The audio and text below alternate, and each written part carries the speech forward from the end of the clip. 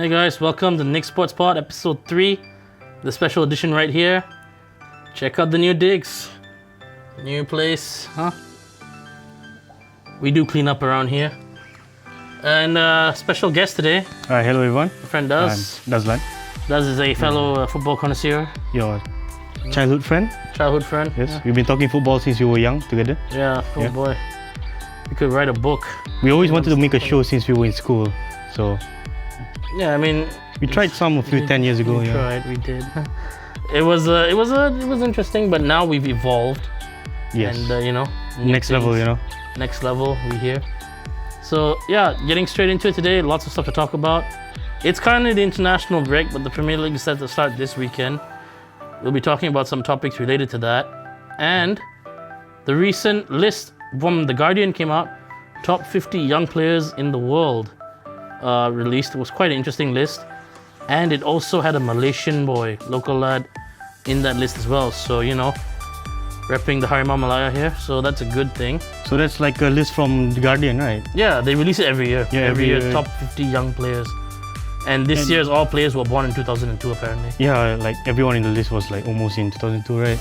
Exactly, yeah. We'll also be talking about the best under 23 players currently, as in my opinion. Daz has a similar list, but it's got a bit of a twist to it. That's going to be pretty cool. And then we're going to be talking about the Malaysia Cup. And from there, lots of stuff to talk about today. I think we should just dive straight into it.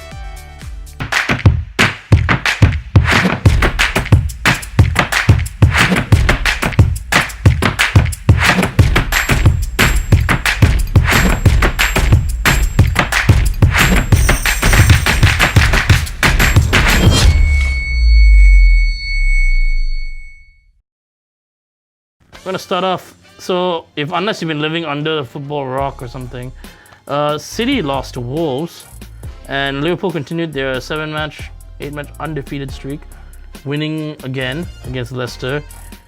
We can argue if it's a penalty or if it's a thing. They were in trouble, last minute win with a penalty there. Liverpool never stopped giving me heart attacks. Yeah. Like, a good thing I've invested in a very good insurance plan in case I die. So, if I die of a heart attack or anything, there'll be that law. But yeah, so what do you think now? City, are they out? Is the title race over? Or is Liverpool still in it? Well, right now, it's a bit too early. Especially last year, you know how Liverpool was very high with the list. And then they ended up losing form in 1 month. And they ended up losing the league by 1 point. And also, if Liverpool's going to win it now, they have to win all the matches right now and not lose anything, or even draw. They can't afford to lose any games. So the way I see it, right, is basically like this. It comes down to the points where the fixtures actually matter. Because I think the title is decided in Christmas, in April, and finally in May. Because that's when your standing is really going to be important. We've seen this tons of times. The problem right now with how this is going is, I think City have a good 13-game winning streak in them. They are the kind of team that can go 13 games, win consistently towards the end. And that'll be the thing that will cost Liverpool, because it's a long race about it. Yeah, that's what happened to Liverpool last year. I think the good thing about this time around, maybe the bit of hope that Liverpool have, is that no Vincent Kompany in the City team anymore. Laporte's out injured. John Stones is, doing God knows what. It's Josh Stones and Otamendi, right? Yeah, two guys. Yeah. If you watch the game against Wolves, man, he got owned by Jimenez and Adama Traore. Not only that, they lost at home. It was crazy. At the Etihad Stadium. They lost them losing at home is not new though. They did lose to Crystal Palace last season. Oh yeah, early yeah, last season. They did. It was 3-2. What I think, honestly, I don't think it's over. I think it's only been 8 games. Guys, we got like 30 games to go, and everyone's. You know who's saying it's over? It's all the fans making fun of the fact that they know it's 8 games, right? And there's 30 games to go. So you all want to have your jokes and the whole thing about losing points and losing towards the end. Okay, I get it, but I don't know. Maybe we got Liverpool's next 5 fixtures, in my opinion, is stacked. They've got United, they've got Spurs. They've got Aston Villa, they've got City, There's so many huge games in the next 4 games for Liverpool. If they win all those games, then I can be a bit like, relaxed about it. But tough to say. Not to mention that, Leicester gave us a big scare that time out. Yeah, that was really lucky, with the last minute penalty. It was a crazy game. Luckily to win. I know all you people with the whole Mane diving thing. Get over it. Come on. I mean, what? A lot of players dive nowadays. Harry Kane dives every other week. So yeah, basically, I think basically, it's still City's game. It's still City's league, if you ask me. I think they could make a comeback if they go on that 13-game winning streak I talked about. That's when we'll really know what's up.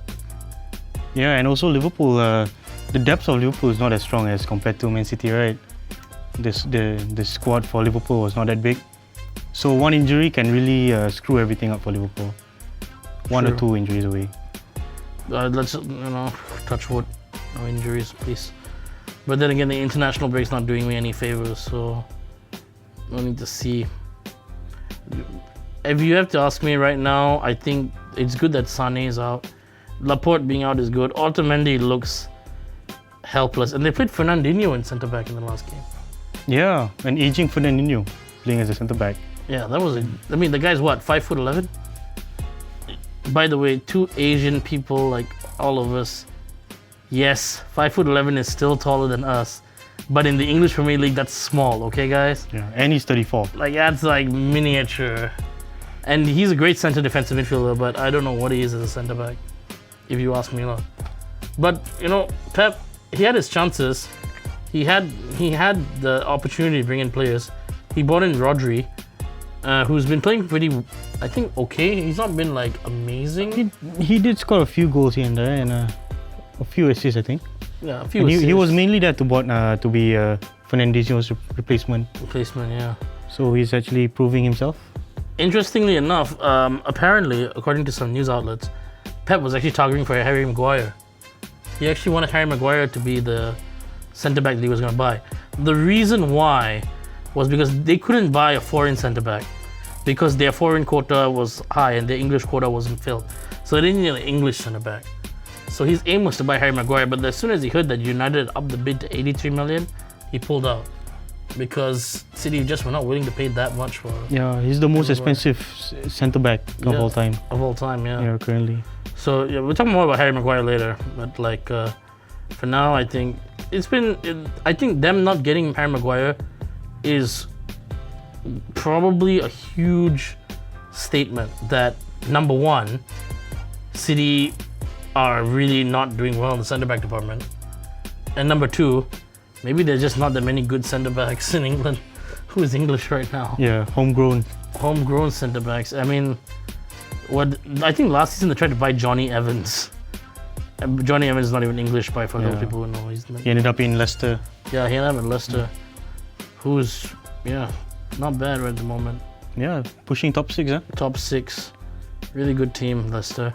Brendan Rodgers with his usual howdy-doody, democratic self with his interview lately. And he shows great character. Yes, Brendan Rodgers does indeed show great character. So yeah, that was my whole take on this whole City thing. I think Manchester City is a strong team. I think we can't base anything on the first 8 games. Titles are not won in September or October. Titles are won in April. That's the way it should be taken, in my opinion. I mean, like before this, they say the top team that's number 1 in Christmas would eventually win the league, and only 2 times where the top team in Christmas did not win the league, and both of those teams was Liverpool. God freaking. Just our luck. The only 2 teams in history not to win the Premier League when they're leading in Christmas is Liverpool. Just fantastic. Boy, you can't even write that script. So, okay, Nick, we're going to be talking about what next? The sack race. We got a special segment, Premier League sack race. We're bringing you the 3 top candidates right now that's going to probably see the sack sooner than later. That being said, I don't know if we can include some of the other guys lower down the table. But these are the three guys who I think right now in top positions that are in danger of facing the sack. So who is the top team? The top three? Candidate number 1, Ole Gunnar Solskjaer from Manchester United. And candidate number 2, Pochettino from Spurs. Pochettino. Pot- Candidate number 3, Marco Silva from Everton. Everton. So yeah, let's get this. Now, look, guys. So number 1 is going to be about Solskjaer, yeah? Yeah, look, I'm a fair person. I will be fair about Manchester United, and I will not be biased. I promise. Okay? But you have so right now, I'm actually going to say that I think Ole Gunnar Solskjaer is probably the second most in danger of seeing the sack soon. I think so. What do you So think who's gone going to wrong be in number United? 1 for you? Well, we'll get to number 1 later, but we'll talk about what do you think has gone wrong at Manchester United? Well, Man United is a combination of a lot of things. So first thing is timing. Another thing is tactically. Number 3 is politics. And also sometimes bad luck as well. So the first thing we're going to be talking about is why was Solskjaer, for you, why was he brought into Man United? Here's the thing, right? And I'm honestly in defense of it. The problem was in the aftermath of the Jose Mourinho stuff, there's 2 reasons why you needed to bring Solskjaer in. Well, number 1, main reason is that United brand huge. Mourinho was a top manager, and they had just seen basically this rise in what managers are. They went from David Moyes, who was promoted by Sir Alex Ferguson, He was handpicked. handpicked to be the successor. It didn't work out. Less than 1 year, right? Less than 1 year. Less than a Then season. we went to Louis van Gaal, and I think that LVG, there was some sort of sustained success there, but it wasn't a progress to make them champions material. I mean, just an FA Cup, you know. So there wasn't that progress being made, and then we come up to Mourinho. Now, when Mourinho first joined United, huge deal, chosen one. You know, he's the next big thing.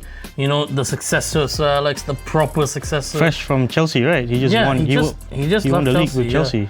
And by all accounts, Mourinho is a great manager. But the problem is, at this point in time when United was there, he had a good season with them. He had Zlatan. He won the Europa League with Zlatan. He won the Europa League. Pogba was playing well in the first season, right? But everything seems to have. And the emergence of Rashford as well. Yes. In that season, yeah.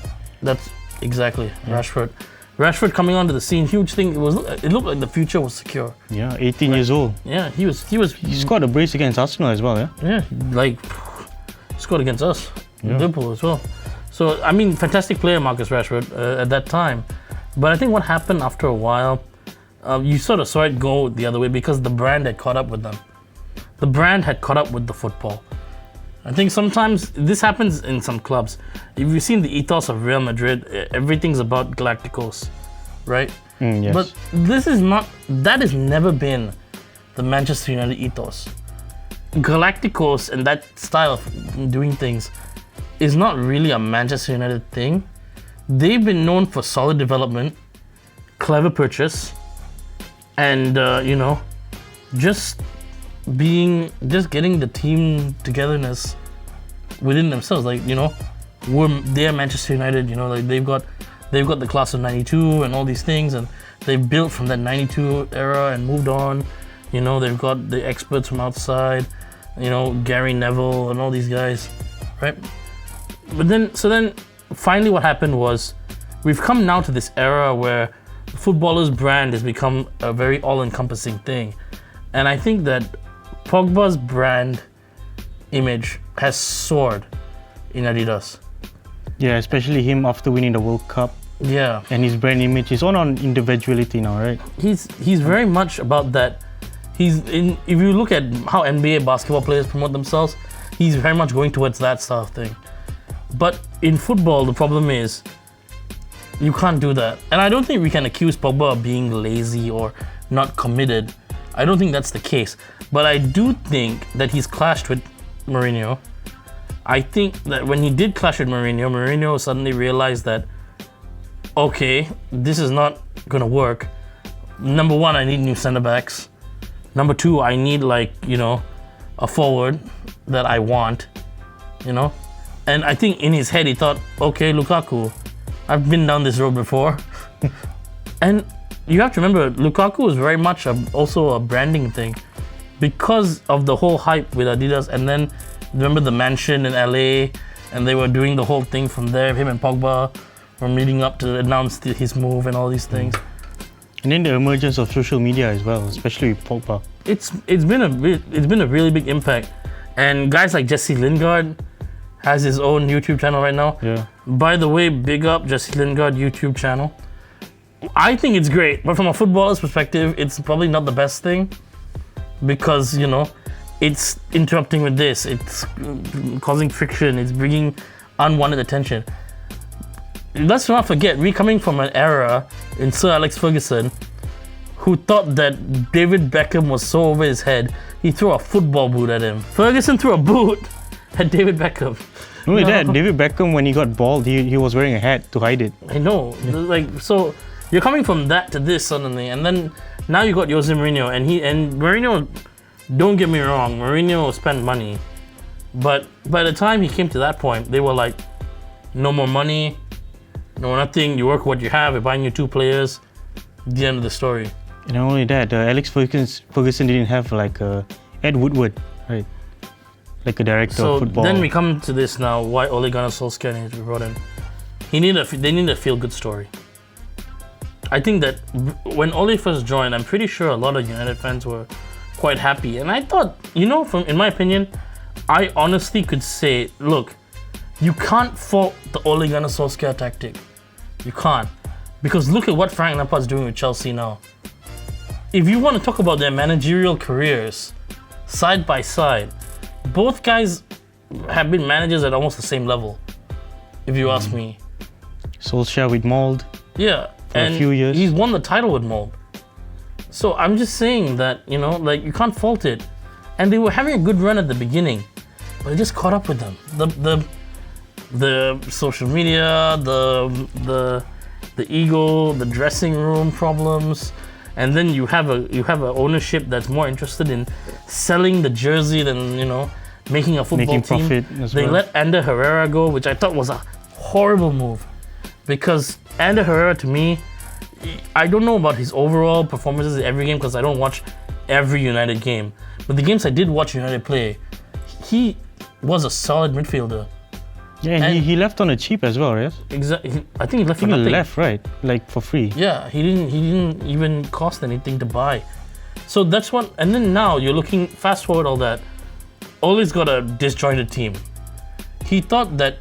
And by all means, he saw Lukaku with the sole purpose of saying, look, I'll play Rashford up front and I'll have Mason Greenwood come off the bench. And these will be my 2 strikers.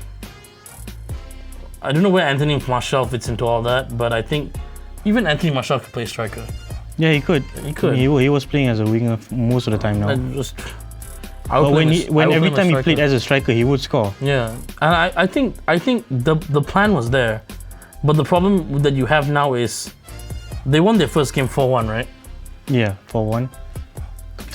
Comfortable win, but I don't think. But then there was a mistake by Harry Maguire as well. During the game? Yeah, during the game. That cost the goal.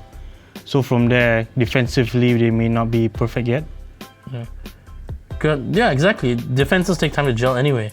Yeah. I think the other thing was the Harry Maguire thing. That price tag was so heavy.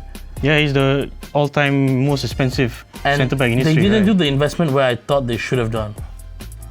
Their midfield. Once you lose a player like Ander Herrera, and you're going to depend on Matic, who's like way past his prime. And then you've got Pogba, who's in and out, sometimes injured, sometimes plays. Like right now, he's not playing. So who are you left with? McTominay, Fred. And by the way, for all of you that said Fred is better than Fabinho, not going to be biased, right? So it's not even playing anymore, right? He played last week. I mean, not that much. Played last week. I'm just saying, man. Like, I don't see it. Mata's not there. That James guy, I like him. I think he's a great player. I like him. I think he's a good player. I think he's gonna be a fantastic player. Of course, right now he's not the finished article of a footballer yet, so he's not the best player. But But there's enough talent his there to goal build. ratio is pretty good. He's got a few goals. There's enough talent, Yeah. right? Ashley Young is still there, right back. You know, the whole team is a mess. And even the day when De Gea is like, I don't know what's wrong anymore. I don't Not only that, how about you? What do you think about them letting go of Chris Smalling to Roma? Hey, they were blaming him and Phil Jones for everything, so you might as well just let him go. But yeah, basically for me, Ole right now is at a very bad place, but I don't think they're gonna sack him yet. I think they'll be close, and it'll all depend on the Liverpool United game. But I don't think they're gonna sack him yet. Keep in mind, Jose got sacked after a Liverpool match last season, where they lost 2-0. That's 2-1. right. So, yeah, I mean, if they only lose 2-1, I don't think they're gonna sack him. If they draw or win, I definitely don't think they're gonna sack him. If it's 6-0, maybe. But I don't see it being 6-0. United always turn up. So I think we should move on now, probably to the next manager we want to talk about. Tottenham's Mauricio Pochettino. Pochettino. And it's all gone wrong from last season. Well, coming in from a Champions League final especially, and also them having a new stadium, this season is supposed to be their season to be challenging for the top 4 and winning the league, actually challenging for the league, and it was not turning up for them. I mean, like, honestly, last season, when they made the final, right, am I the only one who went like, next season, these guys are gonna be good? Then they buy that 63 million guy, Tanguy Ndombele, who I think is a good player, and he's gonna be a fantastic player. But I don't know what's gone on there. I thought he was gonna be fantastic. Then they bought Ryan Sessegnon, then they bought Lo Celso, and I was like, at that point, I was like, they're gonna challenge the title. Because they built off their team from last year, right? Turns out, all crumbling from there. I mean, is it Daniel Levy or is it Mauricio Pochettino?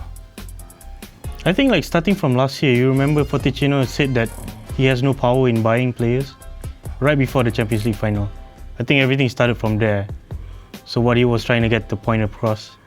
So Daniel Levy, in his perspective, of course, he wants to be challenging for the title as well and making profit for Spurs. I think Daniel Levy, obviously it's good for them to challenge for the title.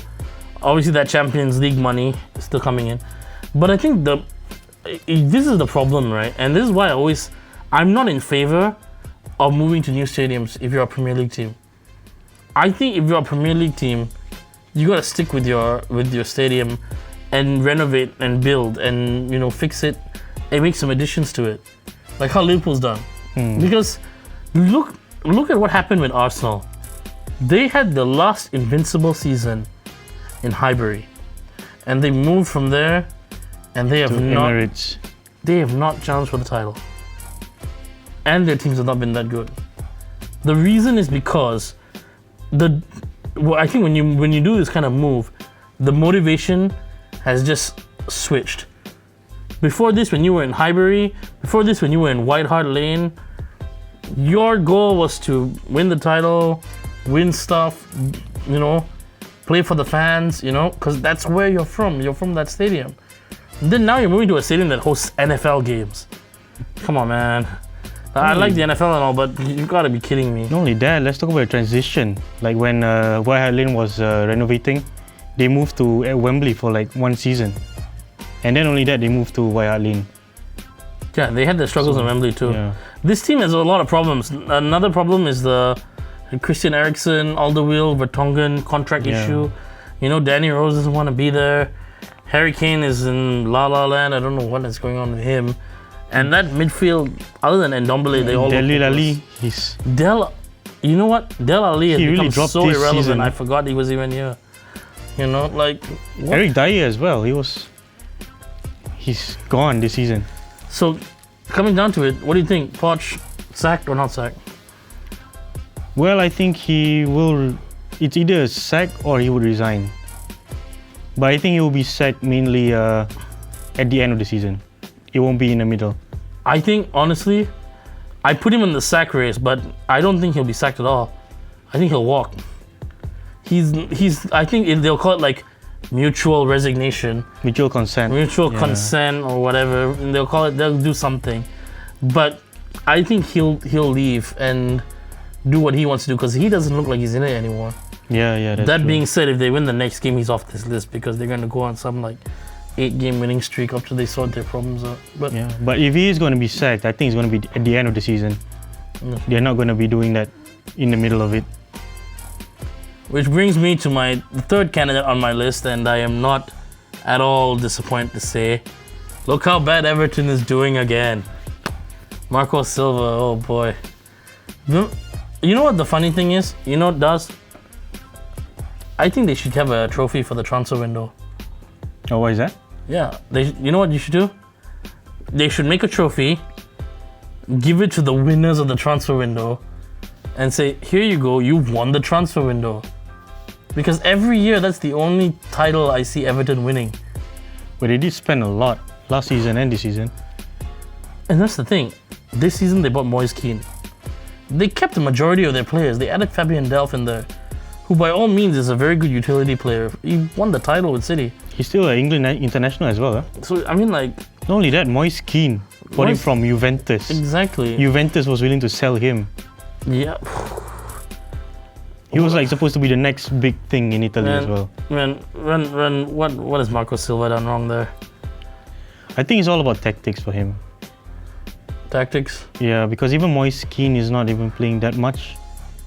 A lot of substitute, but not starting for the team. They've invested heavily in this team, and I don't know what it is. They've kept a lot of their top players. What tactical thing could they possibly have? Now, is it not expansive enough, or are they like just not being told what to do? I'm guessing it's main on that. Like, look at Jermaine Gordon Pickford, the keeper. Yeah, He's really dropped off form this season. Yeah, and he's really dropped off from the last 2 seasons. Yeah. But he's the England international, isn't he? Yeah, but he's almost losing it, Man, what is happening with England keepers? They all end up like that. Now that Henderson kid might take him. But I honestly don't understand Everton's thing. They've got billionaire owner. They've got the Marco Silva guy who everyone wanted at one point. They got players. They've got good players. Andre Gomez, Yerry Mina, Richarlison. Yeah, Richarlison. And then Moise Kean up front. They've got all these guys. But they're still just not reaching the heights that they need to hit. And I don't understand how this guy still has a job. Like, seriously.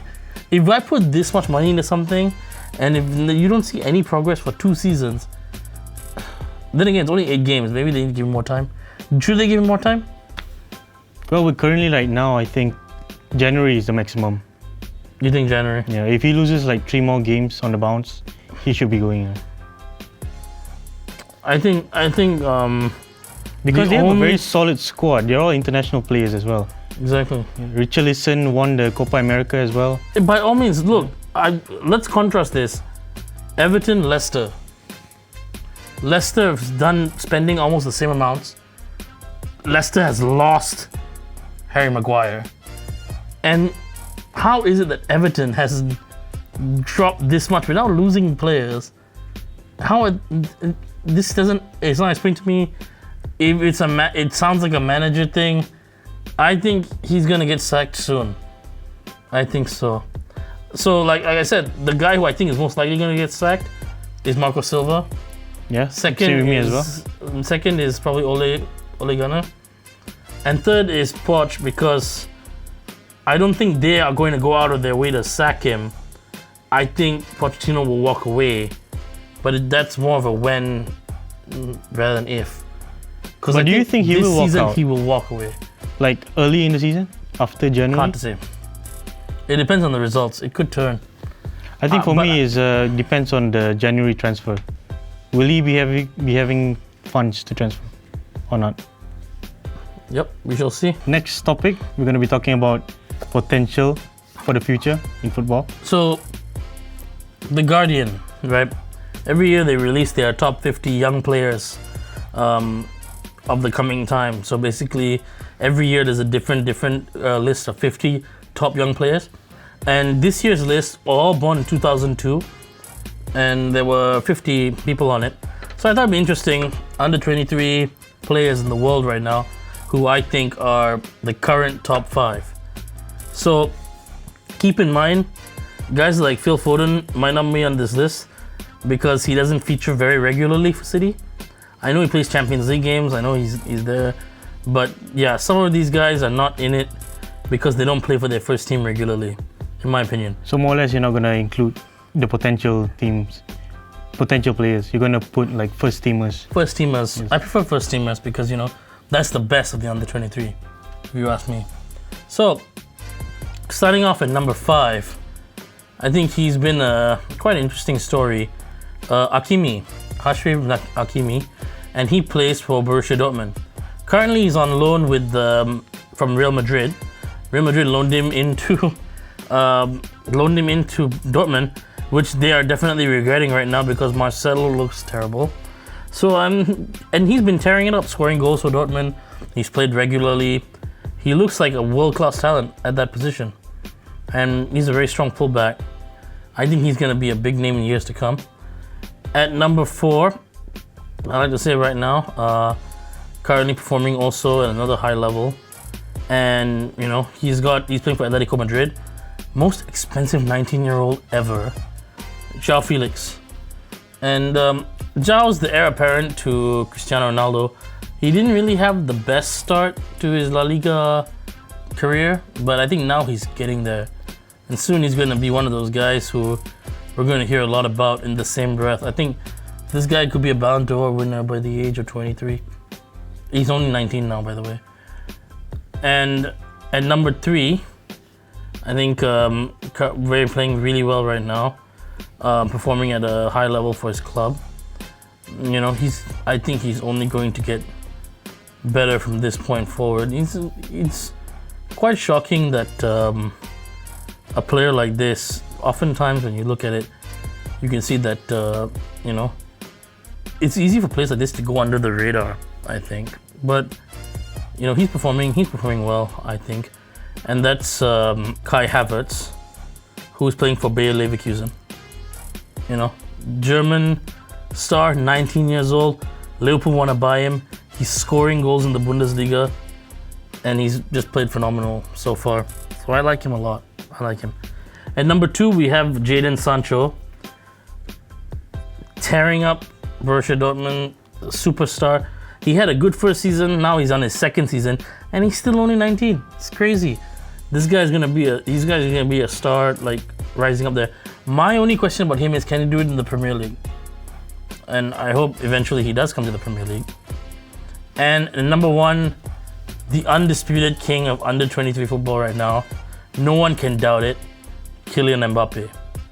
Whenever Kylian Mbappe steps onto a field, I just know that I'm looking at the guy, right? I think once Ronaldo and Messi are done, that's gonna be the guy. And I don't know if he's gonna stay in Paris for the rest of his life, but whatever club gets him is gonna be contenders. The France national team is already reaping benefits from him being there. Yeah, he won a World Cup with them as well. Exactly. At 19. That's crazy. Like he's just missing the Champions League. If he wins the Champions League, he cements himself, I think. So yep, that's my 5 guys. So okay, let's elaborate more on your first 5 players. So Hakimi, Moroccan. I like him. But we're talking about left backs. I left out.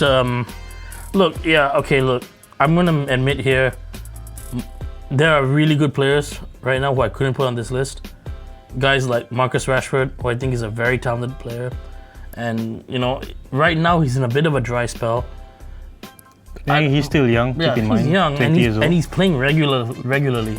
Yep. That itself is commendable. I think him being chosen to lead the United front line, whether or not it's his position or whatever it is, it just speaks to how good he's been as a footballer.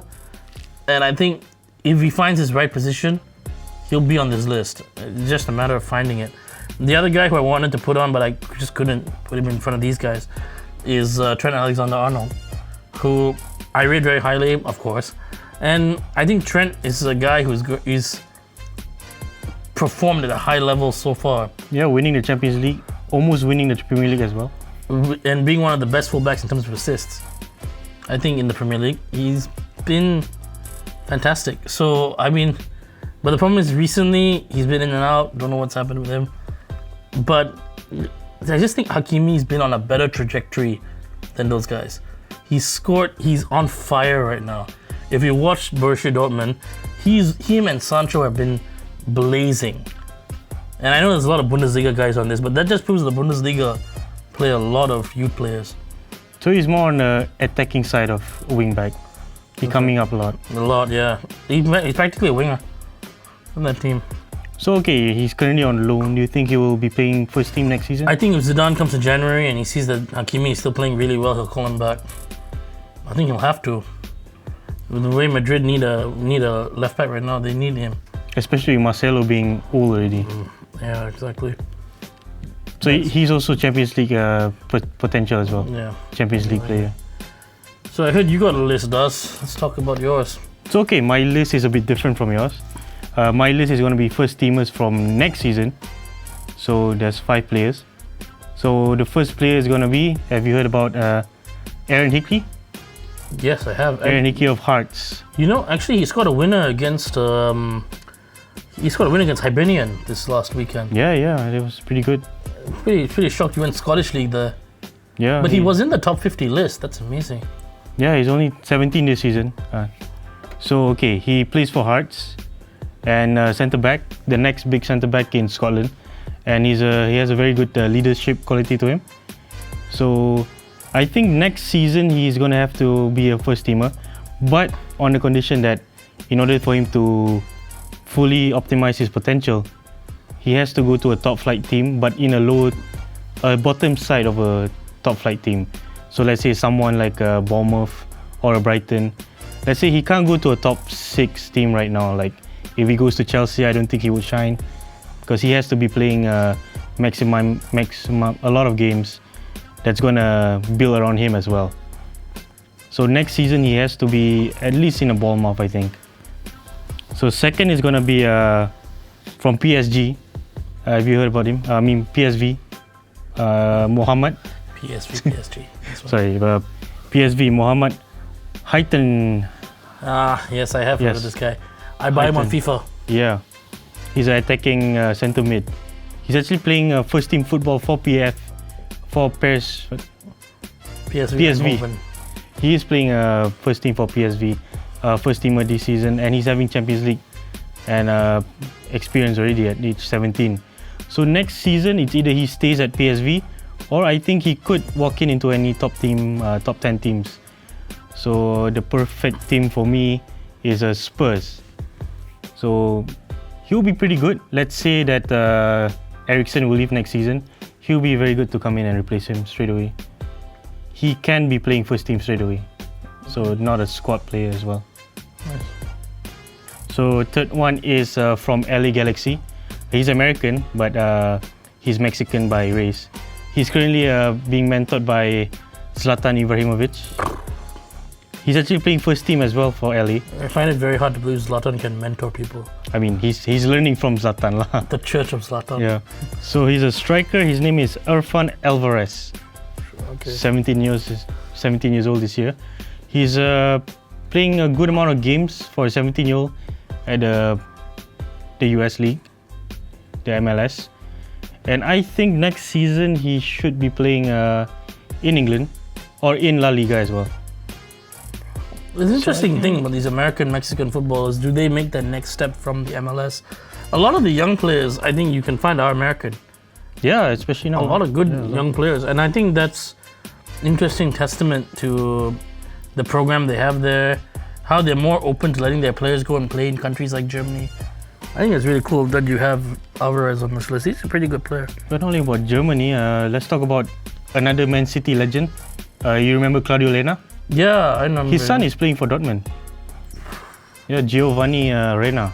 Is he on your list? Honorable mention. Honorable mention. Because he hasn't played a lot of first team yet. Just remember, the guys who miss out on Daz's list, you've been honorably mentioned. So okay, Giovanni Reyna is forward. So, but he hasn't played a lot yet for first team football. So he's still on the potential list.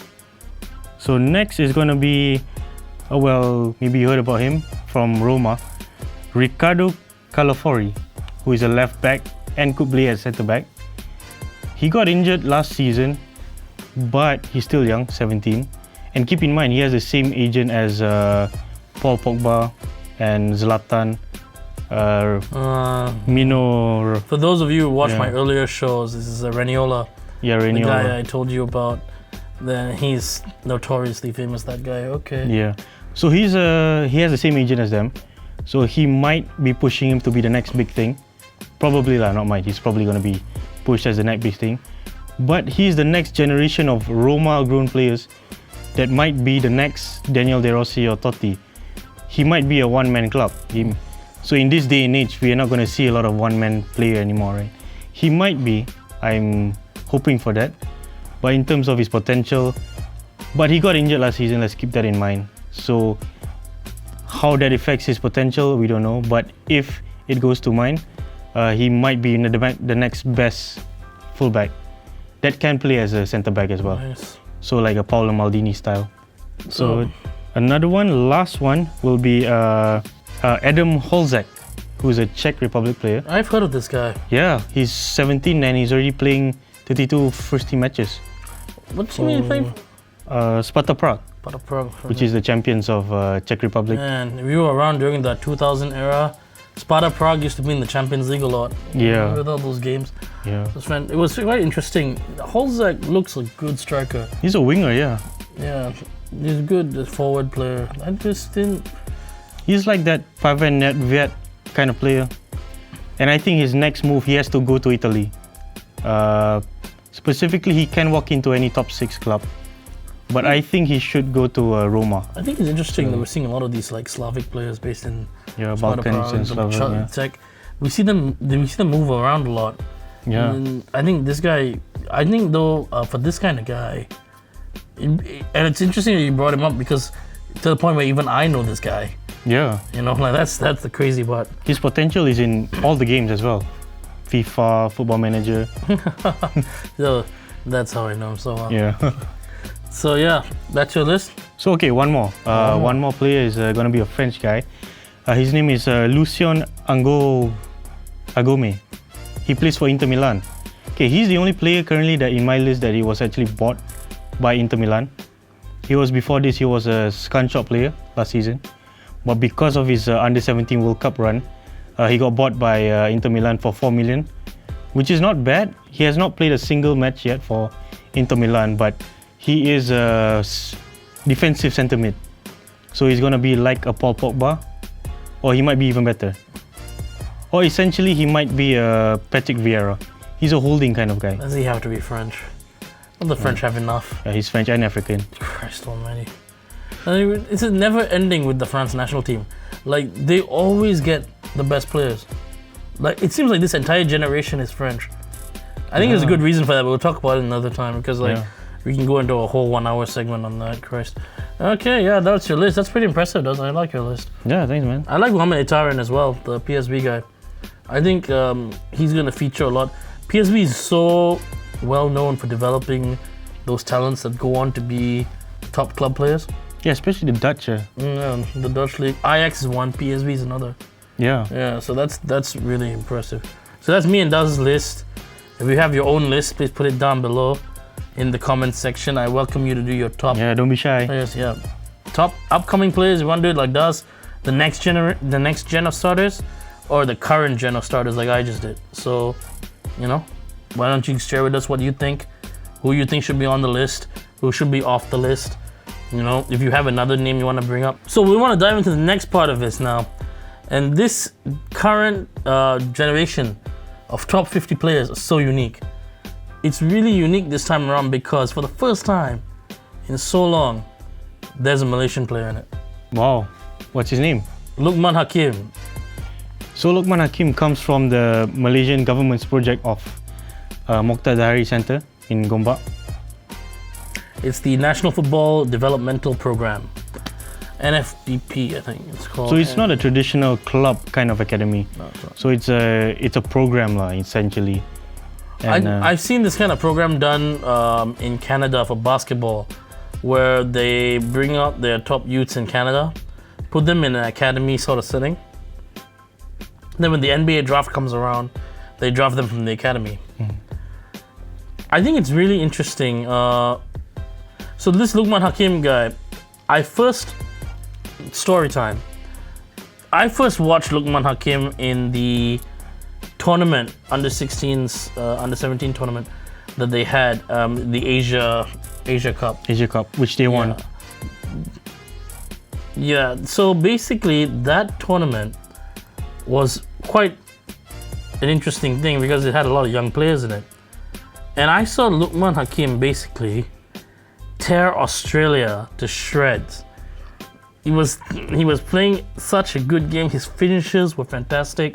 It was like I was watching this kid and I was like, oh my god, he's fast, he's tricky, he's got like a good variation of different types of shots. Cause you know how like some strikers are just pace only and then they go in and they hit, but he's got the outside of the foot shot, inside curve, and he's got like this skill to him that I've not seen, like in terms of like a star striker who can take the ball like that. Like I'm pretty sure you know Noor Sharul Talaha. Oh yeah. Mat Yo. Of course, yeah, Mat Yo. Mat Yo is the kind of guy. He's a great finisher, but I think if you talk about dribbling, maybe he's not there yet. Then you had Safi, who was like this powerhouse engine striker who runs in, beats you with pace. A target man. Into the net, you know, very simplistic kind of striker. But, you know, then we got Luqman, who I think is going on a different trajectory than those two. I put him, if I had to make a comparison with Luqman Hakim, I would say like a Michael Owen type of thing going on there. Like he'll beat you with his pace. He's gonna be an active kind of player. Yeah, he's gonna be active in and around, passing, variation of shots, angles. You know, beat the first defenders. Well, he does come in from the wings as well sometimes, most of the time. And Michael Owen did that as well in his career. You could call him a hybrid forward if you want, but I think he's gonna be a interesting striker. Essentially a number 10. Yeah, number 10. A number 10, essentially, yeah. I'm quite interested, and it's a huge thing. As we know, Luqman was bought by VJK Vortwick. Which is owned by Vincent Tan. Well, Vortwick is Vortwick is a Belgian club, but Vincent Tan helped broker the deal between Vortwick and Luqman. And basically, what Vincent Tan also did was he's also agreed to take Luqman to train with his club, which he owns, Cardiff City. Yeah, Cardiff City. So he'll be training in Cardiff City until he can sign a contract next year. And I know Daz personally, this whole deal annoys you and me for one reason. Oh yes, because he comes from the Motadari development, which is the brainchild of Lim Tiong Kim. Now, for those of you who need a bit of a background, that's Lim Tiong Kim. Who is Lim Tiong Kim? So first thing, he's a former Malaysian player. He had a chance to go to Germany, Hertha Berlin, and he actually played first team football there. And he ended up living there as well. And eventually he became a coach for Bayern Munich. We're talking about the guy, right? Yeah. Essentially, this Lim Tiong Kim was responsible for the development and founding of the golden generation of German football. I don't need to say much. Philipp Lahm, Thomas Muller, who personally thanked him this year for his development. You know, Schweinsteiger, a whole bunch of German players have been. Toni Kroos was in this batch as well. And they were developed by the team in Bayern Munich, which included Lim Tiong Kim. And they all went out to win the World Cup as well in 2014. Exactly. I said it in my shows. I went on Banama and I said it. I said it in my previous podcast. I'm going to say it now. The way they have treated Lim Tiong Kim is disgraceful. And the way Syed Sadiq has stepped in to take credit for this Luqman Hakim thing. Yes, like he was the one that brokered the deal by the looks of it. Huh? Not brokered the deal. It's like he was the one who developed the kid. Yeah. I mean, the way I see it, Lim Tiong Kim trained this kid since he was 12. Brought him up. When he first joined them, he had no tactical nous. He was struggling understanding the position. But in the academy, they trained him, they built him. And even now, Lim Kyong Kim is saying, sponsor his parents to go there with him. Let him stay with his family over there. Let him acclimatize. Don't leave him alone, you know? Not only that, I just want to say, the media has not even said anything about Lim Kyong Kim, about this player. Nothing. They've not accredited this development, and I don't understand what it is about it. We gotta stop this mentality. Look, guys, you have your opinion, right, on Lim Kyong Kim. I get it. I do. We don't like to see unfair people being paid huge amounts of money by the government who don't deserve to be paid. But Lim Kyong Kim was earning a huge salary in Germany, in Bayern Munich. That's the gold standard of football right there. And for him to come back and set up the thing, how much do you think it was going to cost? And the thing is, he didn't ask to come back. Khairi Jamaluddin personally asked him to come back to Malaysia and help, to which he accepted. I just think that the whole thing has he's been treated unfairly. I think that I will admit, they did not qualify for that World Cup. But I don't think Rome was built in a day either. Like you can't do that with when you're trying to build a golden generation of footballers. Not only that, he was only like a few years into the deal when they lost the World Cup. I think 2 years. 2 years. Which was not very fair. It was supposed to be a 5-year deal. Some of his heaviest critics are now struggling with hockey, so good luck with that. You're in the similar position now. But my point is that, you know, in the first place, I think he was paid fairly. If you're earning money overseas and you need to be matched to come here, you need to match that salary, not bump it down. What? You want him to take a patriotism clause or something? Like, you know, I'm not going to pay you this amount because you are a son of Malaysia or something. That doesn't work that way. Yeah, and you asked him to come back. Khairi did that. There were complaints. So the next government that came in, now he's going to step down in a month's time and leave it to them and go back to Bayern Munich, from what I've heard. So it's a huge loss for Malaysian football. And I like Luqman Hakim. I hope he's developed the right way. I hope he stays away from injuries and eats well and, you know, does really well, because I've always been of that movement that believes that we should be sending our footballers overseas. Yeah. And we should be trying to promote more footballers playing in Europe. I mean, like before this, who was playing in the European team from Malaysia? There's Akmal Rizal, who played for Strasbourg. Pretty good. Top flight. Another one was Titus James, who was eventually never heard of again. Went to France as well. So who else? Other than Lim Teo Kim himself. That's me, Faiz. Yeah. Actually, there's been a lot of footballers that have gone to Portugal and things of that nature, but they've not lasted long there. Yes. Which is what I hope for Luqman. I hope that he can really establish himself in that team. Take his time, build his football, become better, and then he'll get a starting position. I think that's the sort of thing he should be doing. You know, he seems like a great kid by all accounts. I think from what I've seen, he and his parents came to the decision to join the Belgian team, and you know, I think Vincent Tan's role in all this has been very interesting.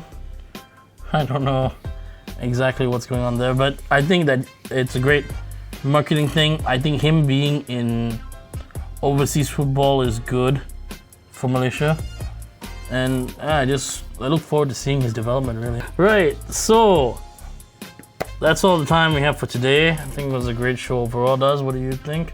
Yeah, it was pretty good. I thought it was pretty solid. Please like, comment, subscribe below, and you know, we'll be bringing you more content, talking about more football. If you have questions for us, please put it down in the comments. We'll be reading out questions if anyone posts them. I hope eventually it happens. But if you do have questions for us, please post them down below in the comments, and we'll be more than happy to feature your question on the show. If you want to appear on the show, please also comment below. We can communicate and we work it out somehow. Guys, obviously, with it being said, I cannot guarantee like 300 people would get in, but I'm sure that we won't reach that point. So if you want to join the show, let me know. If you have a list or something like that, the under 20 videos, also comment below.